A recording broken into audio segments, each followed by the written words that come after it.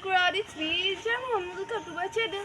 Hi, so everyone, আজকে এসে পড়েছি হচ্ছে আমরা স্যার জগদীশ চন্দ্র বসুর বাসায়। So everyone, বাসাটা অনেক সুন্দর, বাহির থেকে বোঝাই যাচ্ছে। And আমরা এখন ভিতরে যাব। Let's go.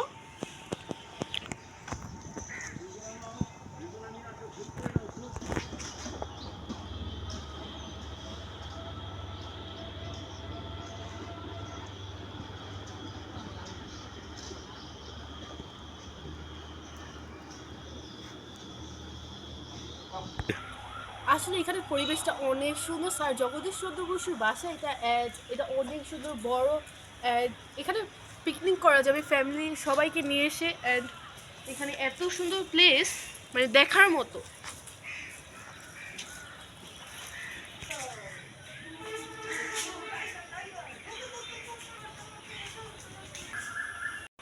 এখানে একটা পুকুর ঘাট আছে, অ্যান্ড এখানে বসার জন্য অনেক সুন্দর একটা জায়গা আছে, এখানে বসা যাবে। অ্যান্ড আমিও ফ্যামিলিকে নিয়ে এসেছি, তার জন্য ওরা অনেক এনজয় করছে এখানে।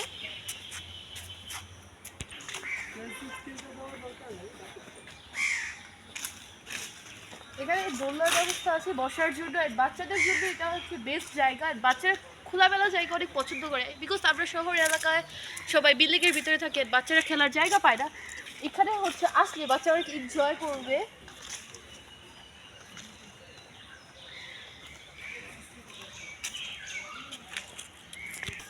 চলো ফ্রেন্ডস, আমরা এখন ঘুরে ঘুরে পুরো পরিবেশটা এনজয় করি।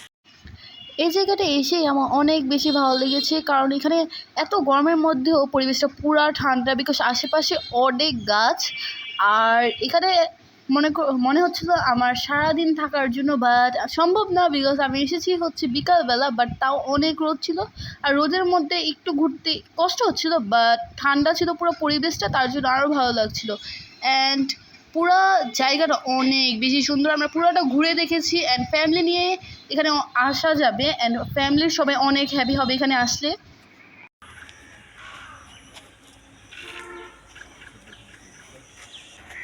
আমি হাঁটছিলাম আর পুরো পরিবেশটা এনজয় করছিলাম। এখন তো অবভিয়াসলি স্কুল সামার ভ্যাকেশন চলছে, তার জন্য আমাদের দোলনায় বা স্লিপারে ওঠা হয় না।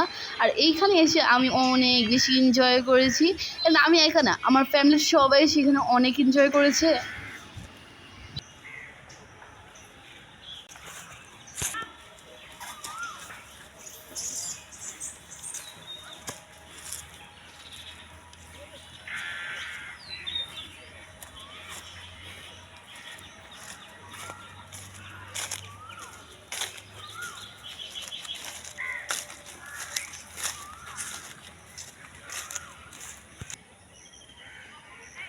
জন্য আছে এখানে বাকি হাতি, ঘোড়া, জিরাফ, ডাইনোসর, এগুলো বানানো। অ্যান্ড ছোটো বাচ্চারা আসলে এখানে অনেক বেশি এনজয় করে। এখানে আছে একটা জেব্রা, এখানে আছে একটা দুইটা, এটা অনেক কিউট দেখতে। অ্যান্ড এখানে একটা ডাইনোসর আছে, দেন এখানে টাইগার, এটা অনেক কিউট অ্যান্ড দেখতে একটু ভয়ঙ্কর বেশি। অ্যান্ড এটা একটু পুরাতন হয়ে গেছে, তার জন্য একটু ভয়ঙ্কর লাগছে। মনে হচ্ছে এখন এসে আমাকে কামড় দিবে। হরিণটার সিংগুলো কে যেন ভেঙে দিয়েছে, অ্যান্ড বুঝে যাচ্ছে না এটা যে হরিণ, বাট অনেক কষ্ট করে আমি বুঝেছি। অ্যান্ড এগুলো অনেক কিউট, বাট এখন একটু বেশি ভয়ঙ্কর দেখা যাচ্ছে। এটা মিস্টার ডাইনোসর, অ্যান্ড তার এক হাত ভেঙে গিয়েছে, কে যেন ভেঙে দিয়েছে এটা। অ্যান্ড তার আমার হাত খেয়ে ফেললো। এখানে এসে অনেকজন ফান করতে পারবে এগুলো দিয়ে। এক পরিবেশটা অনেক সুন্দর।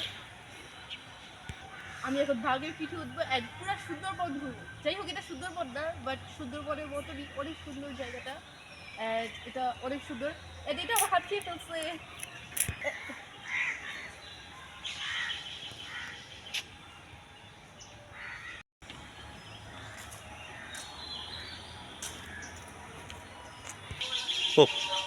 এটা হচ্ছে কাঠের পোল, অ্যান্ড বিকালবেলা আসলে ফ্যামিলি নিয়ে আসলে সবাই অনেক বেশি মজা করবে। অ্যান্ড এখানে বসার স্পেস আছে।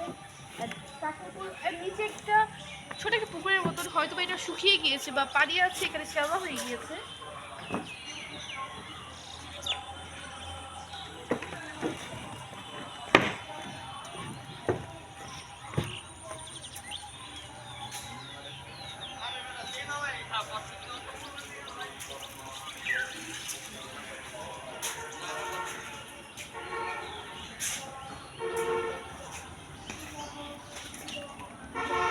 এখানে ছোট একটা পুকুর আছে, পুকুরটা অনেক সুন্দর। হয়তো বা এখানে গোসল করা যায়, বাট আজকে বেরিয়ে আমি করবো না।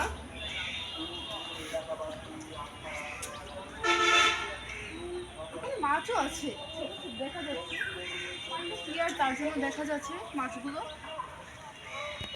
বাহ, পানিগুলো তো অনেক ঠান্ডা। এখানে কাপড় চোপড় নিয়ে এসে সবাই সহজে গোসল করতে পারবে না। এই গরমে ঠান্ডা পানির মধ্যে গোসল করে সবাই অনেক হ্যাপি হবে। এখানে পানিগুলো অনেক ঠান্ডা, বিকজ এখানে হচ্ছে বর্ষার পানি আসে।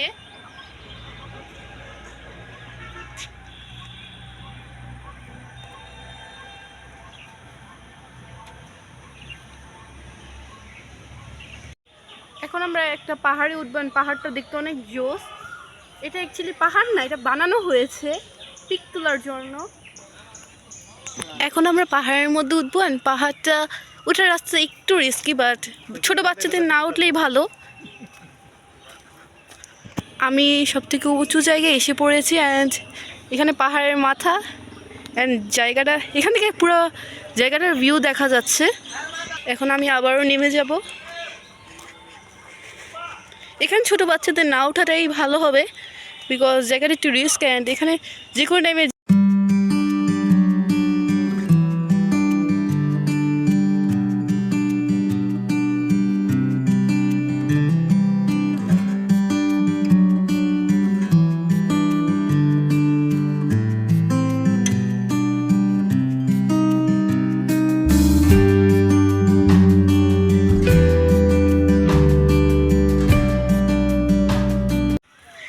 আজকের ব্লগটা এই পর্যন্ত। দেখা হবে অন্য কোনো ব্লগে, অ্যান্ড লাইক শেয়ার সাবস্ক্রাইব করতে ভুলবেন না। আল্লাহ হাফেজ।